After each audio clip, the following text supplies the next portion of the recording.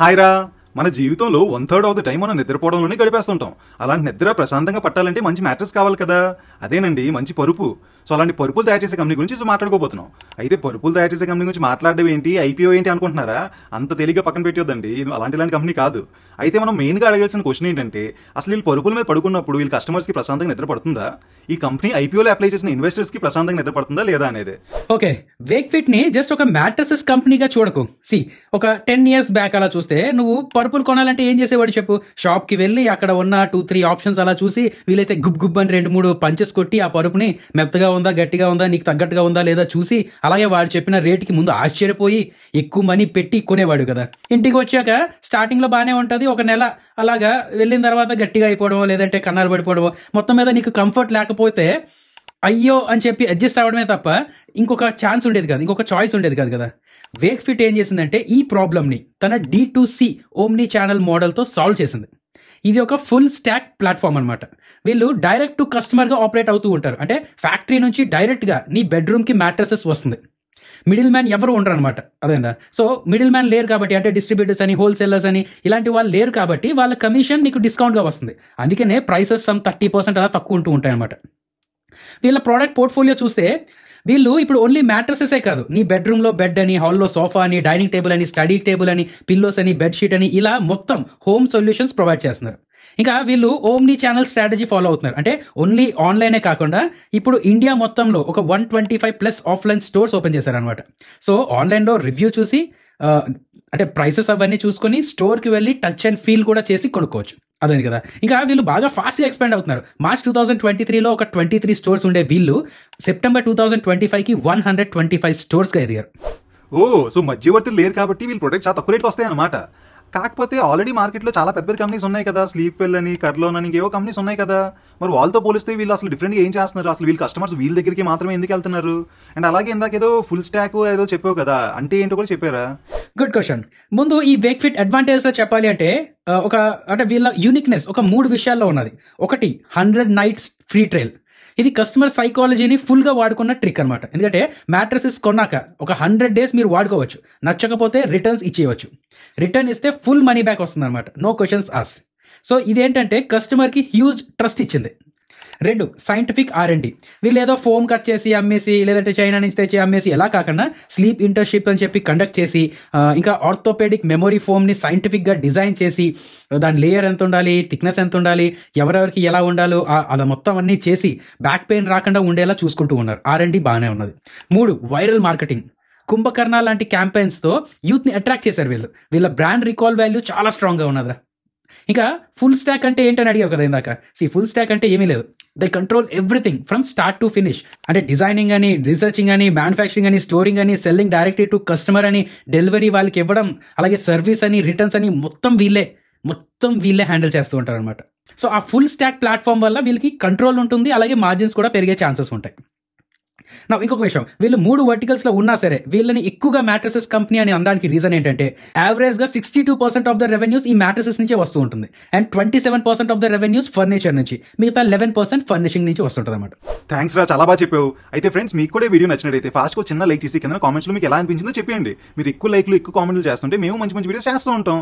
అయితే టాపిక్ వచ్చేస్తే అసలు ఈ ఐపీఓ ఎప్పుడు ఓపెన్ అవుతుంది, ఎప్పుడు క్లోజ్ అవుతుంది, అసలు ఎంత ఫండ్స్ రేస్ చేస్తున్నారు, ఎందుకు రేస్ చేస్తున్నారు, మన లాంటి రీటైలర్స్కి ఎంత కోటం ఉంది, ఇవన్నీ చెప్పారా? ఐపీఓ డేట్స్ చెప్పాలంటే December 8th ఓపెన్ అవుతుంది, 10th వరకు ఓపెన్ లో ఉంటుంది. ప్రైస్ బ్యాండ్ 185 రూపీస్ నుంచి 195 రూపీస్ వరకు. Lot size 76 shares. So minimum investment 14,820 ఒక లాట్ అప్లై చేయడానికి. Total issue size 1,289 crores. ఇందులో ఫ్రెష్ ఇష్యూ ఏంటి, కంపెనీకి వెళ్ళేది 377 crores. ఇది మాత్రమేనా ఎక్కువ అనేది నువ్వు చూసుకో. And offer for sale 912 crores. ఇప్పుడు ఎక్కువలా అనిపిస్తుంది కదా. సో ఫ్రెష్ ఇష్యూ తక్కువ పార్ట్ ఉన్నది, ఆఫర్ ఫర్ సేల్ ఎక్కువ ఉన్నది అనమాట. ఫౌండర్స్ ఎగ్జిట్ అవుతున్నారు. అండ్ అలాగే ఫ్రెష్ మనీని కూడా ఏంటంటే కొన్ని 117 న్యూ స్టోర్స్ ఓపెన్ చేయడానికి, కొంత మెషినరీ కొనడానికి, కొన్ని షాప్ రెంట్స్ అని, లీజెస్ కట్టడానికి, ఇలాంటి వాటికి వాడుతున్నారు. కొంత మార్కెటింగ్ కూడా వాడుతున్నారు అనమాట. ఓకే కదా. ఇంకా రీటైల్ కోటాలో చెప్పాలి అంటే ఒక 10% మాత్రమే ఉన్నది, అది కూడా మీరు దృష్టిలో పెట్టుకోండి. ఏంటి, ఈ కంపెనీ కూడా ఎక్కువ ఓఎఫ్ఎస్ ఉందా? ఏంట్రా ఈ మధ్యన వచ్చిన అన్ని ఐపీఎస్కి కలిగే ఉంది. ప్రమోటర్స్కి కంపెనీ గ్రో చేయాలనే ఉద్దేశం కంటే ఎంత ఫాస్ట్ వీలైతే అంత ఫాస్ట్ ఓఎఫ్ఎస్ ద్వారా ఎగ్జిట్ అయిపోదామని ప్లాన్ ఎక్కువ అయిపోయినట్టుంది. పోనీ ఇవన్నీ ఎందుకులే కానీ అసలు ఫైనాన్షియల్ పరిస్థితి ఏంటి, కంపెనీ ప్రాఫిట్స్లోనే ఉందా అసలు? ఇక్కడ నంబర్స్ని జాగ్రత్తగా అనాలిసిస్ చేయాలి ఫ్రెండ్స్. మీరు కూడా జాగ్రత్తగా చూడండి. ఇది ఒక టర్న్ అరౌండ్ స్టోరీ అనమాట. అట్లీస్ట్ వీళ్ళు చెప్తున్నారు. అది టర్న్ అరౌండ్ స్టోరీయా కాదా అనేది కూడా మీ అంతటా మీరే గెస్ట్ చేయొచ్చు. ఫస్ట్ రెవెన్యూ గ్రోత్ అయితే చాలా ఫాస్ట్గా పెరుగుతుందిరా. FY24లో 986 crores తెచ్చుకున్న వీళ్ళు FY25కి 1274 crores తెచ్చుకున్నారు. అప్రాక్స్గా 30% గ్రోత్. ప్రాఫిట్ అంటే లాస్లో ఉన్నారులే, ఆ లాస్ పరంగా చూసుకున్న FY25లో ఒక 35 crores అలా లాస్ ఉన్నారు. అయితే ద బిగ్ ట్విస్ట్ ఏంటంటే H1 ఆఫ్ FY26 అంటే ఏప్రిల్ నుంచి సెప్టెంబర్ 2025 ఈ 6 monthsలో కంపెనీ ప్రాఫిట్లోకి వచ్చిందనమాట. అట్లీస్ట్ వాళ్ళు వచ్చేటట్టు నంబర్స్ అది పెట్టుకున్నారు. So almost like 35 crores net profit post చేశారు. అదేందా లేదా? సో అది టర్న్ అరౌండ్ అంటే కంపెనీ లాసెస్ నుంచి బయటకు వచ్చేసింది, ప్రాఫిట్లోకి వచ్చేసింది. అయితే ఐపీఓ కోసం కావాలని మేనేజ్ చేసి అది ప్రాఫిట్స్లోకి తీసుకొచ్చారా లేక నిజంగా అవుతుందా అనే దాన్ని బట్టే కదా ఫ్యూచర్లో అవుతుంది. సో అంటే మీకు చెప్తుంది ఏంటంటే ఒకవేళ ఈ ఐపీఓ మీరు కన్సిడర్ చేస్తున్నట్టు ఉంటే ఫైనాన్షియల్స్ ఒకసారి 1-2 సార్లు కరెక్ట్గా చూడండి. అంటే ఇది నేను అంటుంది ఏంటంటే ఒక స్పెక్యులేషన్ టైపే. జస్ట్ ఇప్పుడు మాత్రమే కాదు, నిజంగా వీళ్ళు ప్రాఫిట్స్లోకి వచ్చేసారు అండ్ ఫ్యూచర్లో కూడా ప్రాఫిట్స్ పోస్ట్ చేస్తారు అని అనిపిస్తే మాత్రమే అప్లై చేయడం, లేదంటే లాంగ్ టర్మ్ ఉంచుకోవడం. ఇఫ్ సపోజ్ నెక్స్ట్ క్వార్టర్ లేదంటే ఆ నెక్స్ట్ క్వార్టర్ మళ్ళీ లాసెస్ పోస్ట్ చేస్తే ట్రస్ట్ పోతుంది, కొంతవరకు ట్రస్ట్ పోతుంది. అఫ్కోర్స్ ఆ టైంలో మళ్ళీ మేనేజ్మెంట్ తాలూకు ఇంటర్వ్యూస్ అని ఇలాంటివన్నీ చూస్తూ ఉండాలి. సరే, ఇంకా లాస్లో ఉన్నది కాబట్టి ROE అని ఇవన్నీ పెద్ద మాట్లాడుకోవాల్సిన అవసరం లేదు. ఇంకా డెట్ టు ఈక్విటీ రేషియోలో చెప్పాలంటే కంఫర్టబుల్గా ఉన్నది, పెద్దగా అప్పులేమీ లేవన్నమాట. వీళ్ళు కాంపిటీటర్ అయినా స్లీప్వెల్ షేర్ ప్రైస్ చూడరు ఒకసారి, ఎప్పటి నుంచో పడుతూనే ఉందిరా. సో సేమ్ సెక్టర్లో ఉన్న వీళ్ళు అసలు గ్రో అయ్యే ఛాన్సెస్ ఉన్నాయంట ఫ్యూచర్లో. అండ్ వీళ్ళకి ఇంకెవరెవరు ఉన్నారు కాంపిటీటర్స్, అండ్ వాళ్ళతో కంపేర్ చేసుకుంటే వీళ్ళు వాల్యుయేషన్స్ తక్కువలో ఉందా, ఎలా ఉంది? సెక్టర్ పరంగా మాట్లాడుకుంటే ఆపర్చునిటీ ఎక్కువే ఉన్నది. ఎందుకంటే యాజ్ ఆఫ్ నౌ చూసుకుంటే ఒక 60% ఆఫ్ ద పీపుల్ కాటన్ పర్పుల్ని ఎలాంటివి వాడుతున్నారు అనమాట. ఇప్పుడు మెల్లగా అందరూ ఫోమ్ మ్యాట్రసెస్కి షిఫ్ట్ అవుతూ ఉన్నారు. అండ్ ఇంకొకటి అన్ఆర్గనైజ్ సెక్టర్ నుంచి ఆర్గనైజ్ సెక్టర్కి వస్తూ ఉన్నది. సో అదొక మంచి ఆపర్చునిటీ అన్నమాట ఇలాంటి కంపెనీస్కి. అండ్ కాంపిటేటర్స్ పరంగా మాట్లాడుకుంటే స్లీప్ వెల్ అని, కర్లోన్ అని, షీలా ఫోమ్ వాళ్ళది ఉన్నది కదా, వాళ్ళు మార్కెట్ లీడర్ బట్ స్లోగా గ్రో అవుతున్నారు. స్లీప్ కంపెనీ ఒకటి ఉన్నది, అది డైరెక్ట్ కాంపిటేటర్, టెక్నాలజీ డ్రివెన్, అది వీళ్ళకన్నా టెక్నాలజీ ఎక్కువ. అండ్ ఐకియా అని, పెప్పర్ ఫ్రై అని వాళ్ళు ఫర్నిచర్ సెగ్మెంట్లో పోటీ ఇస్తారు, మాట్రసెస్లో పెద్ద పోటీ ఉండదు. అండ్ ఎనీవే వేక్ఫిట్ తాలూకా PE రేషియో ప్రకారం చూసుకుంటే 80 to 90 times ఉన్నది. అదేంటి FY26 తాలూకా ప్రాఫిట్ H1 చూసుకుంటే. Sheela foam taluka PE 60 to 70 times ఉన్నది. సో వేక్ఫిట్ ది ప్రీమియం వాల్యుయేషన్స్లో వస్తున్నారు అనమాట. ఎందుకంటే వాళ్ళ గ్రోత్ రేట్ 30% అలా ఉన్నది కదా. కాంపిటీటర్స్తో పోల్చుకుంటే మార్కెట్ షేర్ అనుకోండి, లేదంటే రెవెన్యూ అనుకోండి, ఆ 30% గ్రోత్ ఎవరికీ లేదు. సో వీళ్ళు ఏం చేస్తున్నారంటే అంత గ్రోత్ తీసుకొస్తున్నాం కదా అని చెప్పో మరి ఏదో కానీ హై PEలో వస్తున్నారు. సో అంటే సింపుల్గా చెప్పాలంటే వాల్యుయేషన్స్ కంఫర్ట్ లేనట్టే. సో ఫైనల్గా వీళ్ళకుండే స్ట్రెంగ్స్ ఏంటి, వీళ్ళకుండే వీక్నెస్ ఏంటి, అండ్ అలాగే ఎవరైనా IPOలో అప్లై చేద్దాం అనుకుంటే వాళ్ళు ఎలాంటి పాయింట్స్ మైండ్లో పెట్టుకోవాలో కూడా చెప్పారా? రైట్, స్ట్రెంగ్స్లో చెప్పాలి అంటే స్ట్రాంగ్ బ్రాండ్ రీకాల్. వేక్ఫిట్ అంటే యూత్కి బాగా తెలుసు అనమాట. Their marketing is brilliant. Second, omni channel present, అటు ఆన్లైన్లో ఆర్డర్ చేయొచ్చు, లేదంటే ఆఫ్లైన్ స్టోర్కి వెళ్ళి కూడా కొనుక్కోవచ్చు. థర్డ్, క్యాపిటల్ ఎఫిషియెంట్ మార్కెటింగ్, తక్కువ ఖర్చుతో ఎక్కువ మంది కస్టమర్స్ రీచ్ అయ్యేలా చేస్తుంటారు, అంటే వైరల్ కంటెంట్ ప్రొడ్యూస్ చేస్తుంటారు. ఫోర్త్, కంప్లీట్ హోమ్ సొల్యూషన్స్ ఉంటాయి వీళ్ళ దగ్గర, ఓన్లీ మ్యాట్రసెస్ మీదే డిపెండ్ అవ్వకుండా ఫర్నిచర్ అని, అంటే సోఫా అని, బెడ్ అని, ఇక్కడ నుంచి కూడా రెవెన్యూ వస్తూ ఉంటుంది కదా. అండ్ ఫిఫ్త్, ఇది ఎంతమంది ఒప్పుకుంటారో లేదో మీ ఇష్టం, turn around to profit, correct టైంకి ప్రాఫిట్లోకి రావడం పెద్ద ప్లస్ పాయింట్. వీక్నెసెస్లో మాట్లాడాలి అంటే ప్రమోటర్ హోల్డింగ్ తక్కువ ఉన్నది. ఈ ప్రమోటర్స్ ఎగ్జిట్ అవుతున్నారు కాబట్టి IPO తర్వాత తక్కువ వస్తుంది. సో వాళ్ళ స్కిన్ ఇన్ ద గేమ్ ఎంతవరకు ఉంటుందో ఏంటనేది చూడాలి. అండ్ ఫర్నిచర్ అని, లాజిస్టిక్స్ అని, ఇవి ఏంటంటే ఇప్పుడు చూడు, ఫర్ ఎగ్జాంపుల్ మ్యాట్రసెస్ ఉన్నాయి, అవి స్ట్రింక్ చేసి పంపిస్తున్నారు, అది ఓకే. బట్ ఫర్నిచర్ ఇలాంటివి ఏంటంటే డెలివరీ టైం పడుతుంది, ఇన్స్టలేషన్ కూడా కాస్ట్ పడుతుంది, అంతా అయిన తర్వాత వాళ్ళు రిటర్న్ ఇచ్చేస్తే లాస్ అవుతూ ఉంటారు అనమాట. And return ratios of course losses వల్ల పెద్దగా ఏం లేదు. క్యాష్ ఫ్లోస్ పరంగా మాట్లాడాలి అంటే ఈ ఆఫ్లైన్ స్టోర్స్ ఏవైతే ఉన్నాయో అండ్ అందులో డిస్కౌంట్స్ ఏవైతే ఉన్నాయో దానివల్ల క్యాష్ బర్న్ అవుతుంది, క్యాష్ ఫ్లో మీద ప్రెషర్ వస్తుంది అని చెప్పి ఎక్కువ మంది అంటున్నారు.